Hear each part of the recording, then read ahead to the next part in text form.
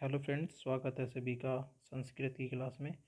और आज हम डिस्कस करने वाले हैं इसके अंदर माहेश्वर सूत्र। ठीक है, कई बार यहाँ से क्वेश्चन बनते हैं और मैं मानता हूँ कि हर साल यहाँ से एक क्वेश्चन तो बनता ही बनता है। तो माहेश्वर सूत्र क्या होते हैं, किसे कहते हैं, कहाँ से आए, कितने होते हैं, कई प्रकार के यहाँ पे सवाल खड़े हो सकते हैं। ठीक है, तो सबसे पहले हम बात करेंगे कि हमने अभी पिछली वीडियो में बताया था कि संस्कृत के अंदर 3 मुनि बताए गए हैं। ठीक है, वो 3 मुनि कौन हैं मैंने आपको बताया था। एक तो पाणिनि है, पतंजलि और कात्यायन। ठीक है, इन तीनों के बारे में बताया था मैंने आपको। तो ये पाणिनि के द्वारा लिखे गए हैं। कहा जाता है कि माहेश्वर सूत्र की उत्पत्ति भगवान नटराज यानी कि शिव जी के द्वारा किए गए तांडव नृत्य से मानी गई है। यानी कि जब पाणिनि ने तपस्या की तो शंकर जी ने खुश होकर क्या करा, तांडव किया यानी कि नृत्य किया और डमरू बजाया। तो उनके डमरू से 14 प्रकार के साउंड निकले। ठीक है, उसी ध्वनि के आधार पर पाणिनि ने 14 महेश्वर सूत्र लिख दिए।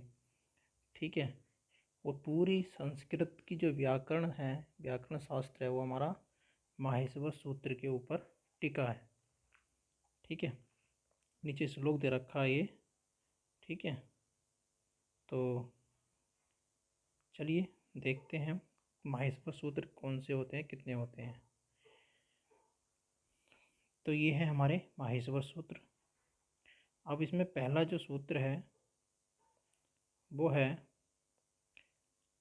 ए ई ऊड़ी री ली के ए औड़े ए औच है ये वे रेट ले ये मैं णे ने में जय वे ये घे ढे धैश जय वे घे ढे धैश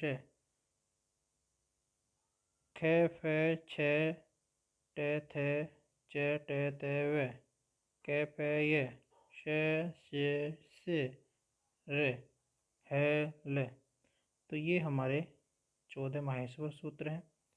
यहाँ से क्वेश्चन बनते हैं सबसे पहले तो ये कि माहेश्वर सूत्रों की संख्या कितनी है। तो हम जान चुके हैं माहेश्वर सूत्रों की संख्या जो है हमारी वो 14 है।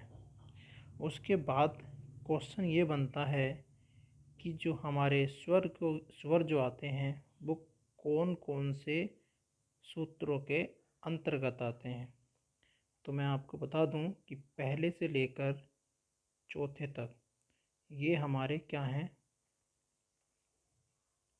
स्वर व्यंजन इसी के अंतर्गत आते हैं। जैसे कि ए ई उ री री ए औ ए औ, ये हमारे 3 2 5 7 9। तो यहाँ पे जो 9 स्वर हैं हमारे वो इसी के अंतर्गत आते हैं। इनको हम अच प्रत्याहार के अंतर्गत पढ़ते हैं। ठीक है, याद रखेंगे अच प्रत्याहार के अंतर्गत हमारे 9 स्वर आते हैं जो कि 4 सूत्रों के अंदर काउंट किए जाते हैं।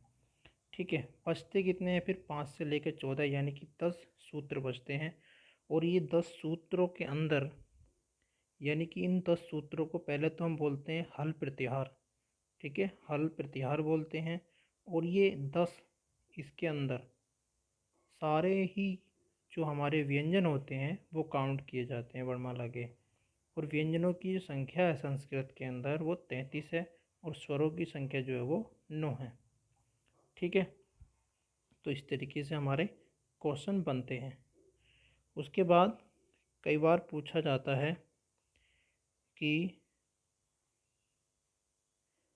कौन से सूत्र में कौन से वर्ण आते हैं। ठीक है, जैसे कि यहाँ देखोगे तुम ऋण 2 सूत्रों के अंत में आता है।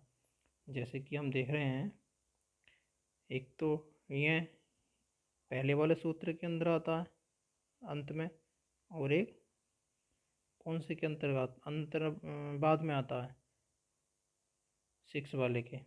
ठीक है, तो इस तरीके से कई बार पूछे भी जाते हैं कि कौन सा किसके अंतर्गत बढ़ाता है। ठीक है, और इसके अंतर्गत अगर हम बात करें 4 उपसर्ग वर्ण, जो 4 उसमें वर्ण होते हैं वो सल प्रत्याहार में आते हैं। मतलब कहने का ये है 4 उप ऊष्म वर्ण जो होते हैं, ऊष्म वर्ण जो होते हैं वो हमारे शल प्रत्याहार के अंतर्गत आते हैं। ठीक है,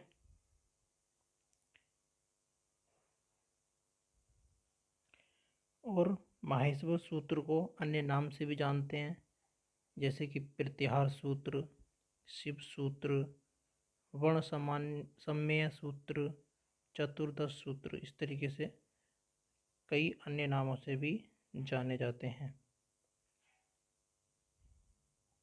और कई बार क्वेश्चन बनता है इसमें कि जो 14 के 14 सूत्र हैं और इनके अंत में जो वर्ण बनते हैं, जैसे कि ये च, ट, म, या, श, श, व, य, र, ल, तो इनको हम एक अन्य नाम से जानते हैं जिसको बोलते हैं हम इति संज्ञा। इति संज्ञा इसको बोला जाता है।